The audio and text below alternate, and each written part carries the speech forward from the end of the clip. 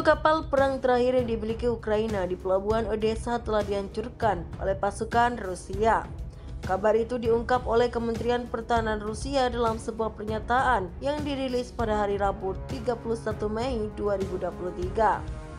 Seperti dikutip kantor berita AFP, Kremlin Rusia mengungkapkan kapal tua bernama Yuri Olefirenko tersebut berhasil dihancurkan oleh pasukan Rusia pada Senin 29 Mei 2023. Dengan serangan senjata presisi tinggi dan pasukan kedirgantaraan Rusia di pelabuhan Odessa, kapal perang terakhir Angkatan Laut Ukraina Yuri Olefirenko sukses dihancurkan. Adapun juru bicara Angkatan Laut Ukraina menolak berkomentar. Menurut kementerian, kapal perang Yuri Olefirenko diklarifikasikan sebagai korvet dan beroperasi dengan Angkatan Laut Ukraina. Berdasarkan sejarah, kapal perang itu dibangun pada akhir 1990-an di Rusia tetapi kemudian dipindahkan ke Ukraina setelah runtuhnya Uni Soviet.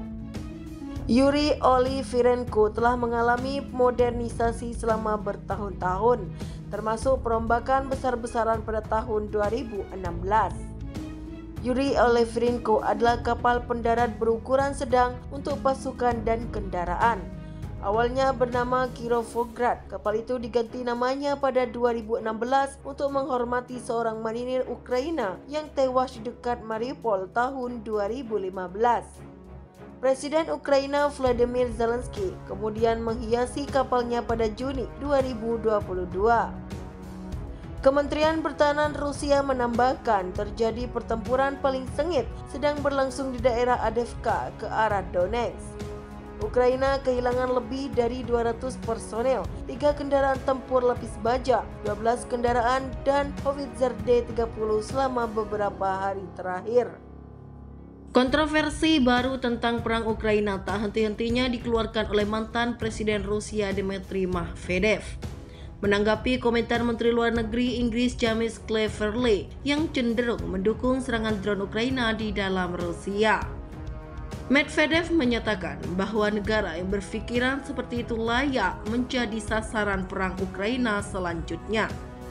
Melalui akun Twitter pribadinya, Medvedev menyebut Inggris sebagai negara yang secara tidak langsung berperang dengan Rusia karena pasukan senjata dan dukungan mereka untuk Ukraina. Hari ini, Inggris bertindak sebagai sekutu Ukraina yang memberikan bantuan militer dalam bentuk peralatan dan spesialis, yaitu secara de facto memimpin perang yang tidak diumumkan melawan Rusia. Karena setiap pejabat publiknya, baik militer atau sipil yang memfasilitasi perang, dapat dianggap sebagai target militer yang sah, ujarnya, seperti dimuat Kyiv Post pada Rabu 31 Mei 2023. Merujuk pada prinsip-prinsip hukum internasional yang mengatur perang modern, Medvedev menyebut bahwa Inggris sudah dikategorikan sebagai target militer yang sah sehingga layak untuk diserang. Pada Selasa 30 Mei 2023, 3 bangunan tempat tinggal bertingkat di Moskow menjadi sasaran drone, mengakibatkan kerusakan ringan dan 2 orang mencari bantuan medis. Kementerian Pertahanan Rusia dan Kementerian Luar Negeri segera mengaitkan insiden itu dengan Ukraina, menyebutnya sebagai serangan teroris. Presiden Rusia Vladimir Putin mengklaim serangan di dalam Moskow merupakan bagian dari aksi serangan balik dari militer Ukraina. Kendati demikian, Kiev bersikeras membantah tuduhan tersebut. Kepada kantor berita milik pemerintah Rusia RIA Novosti pada Jumat, Muradov menyebut Inggris dapat merubah menjadi wilayah yang hancur setelah pengiriman senjata ke Ukraina, dan pulau Inggris itu sendiri berisiko berubah menjadi wilayah yang hancur setelah memberikan Ukraina peluru uranium dan rudal jarak jauh yang ditujukan ke Crimea, Rusia. Mengutip Newsweek, Muradov juga mengatakan bahwa Inggris berada di garis depan agresi langsung tanpa alasan terhadap Rusia. Konflik ini tidak ada hubungannya dengan Inggris Raya. Dirinya ingin percaya bahwa tidak semua orang Inggris telah kehilangan naluri mempertahankan diri yang tampaknya berusaha dirampas oleh orang asing yang memerintah Inggris. Pada Kamis, Inggris menjadi negara pertama yang memasuk Ukraina dengan rudal jelajah jarak jauh. Menteri Pertahanan Inggris Ben Wallace mengatakan rudal jelajah adalah kesempatan terbaik Ukraina untuk mempertahankan diri dari kebrutalan Rusia.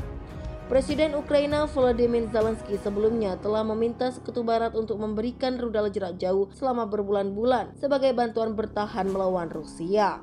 Kremlin sendiri telah memperingatkan menyediakan senjata yang mampu menyerang wilayah Rusia kepada Ukraina dapat menyebabkan eskalasi perang.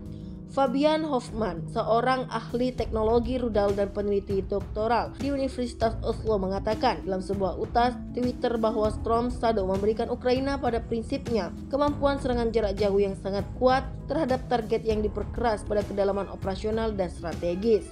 Hoffman mengatakan pihaknya berpotensi menyerang jembatan Selat Kerch yang merupakan satu-satunya jalur darat Rusia dengan semenanjung Crimea dan rute pasukan utama untuk pasukan Rusia di tengah perang yang sedang berlangsung di Ukraina. Pasukan Rusia mengklaim telah menguasai kota Bakhmut, Ukraina. Kini giliran pasukan Chechnya yang bersiap memulai pertempuran baru di wilayah Donetsk. Akankah wilayah Donetsk bernasib sama seperti kota Bakhmut? Pemimpin Chechnya Ramzan Kadyrov menyampaikan pasukannya sedang mempersiapkan peperangan baru. Pernyataan itu disampaikan Kadyrov seusai tentara bayaran Rusia mengumumkan penarikan pasukan di kota Bakhmut. Kadyrov mengaku pasukan Chechnya mendapat perintah baru. Adapun perintah itu soal tanggung jawab merebut wilayah dan di Republik Rakyat Donetsk.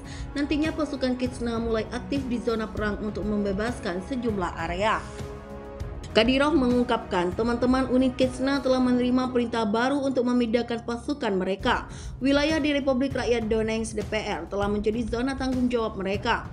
Sesuai dengan perintah, pejuang Chechnya akan memulai operasi tempur aktif untuk membebaskan sejumlah daerah berpenduduk. Sejauh ini, Kadyrov mengaku dirinya sedang mempersiapkan serangan yang akan dilancarkan pasukannya. Terlebih pasukan Chechnya mendapat dukungan dari Kementerian Pertahanan Rusia dan Staf Umum Angkatan Bersenjata Rusia. Hal itu dibuktikan dengan pemberian data, informasi, hingga senjata dan berbekal itulah Kadyrov telah menyusun strategi untuk bergerak maju di Donetsk.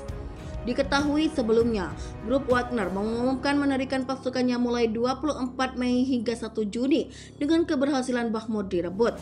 Kepala grup Wagner yakni Yevgeny Prigozhin memberikan garda depan perang ke pasukan Rusia.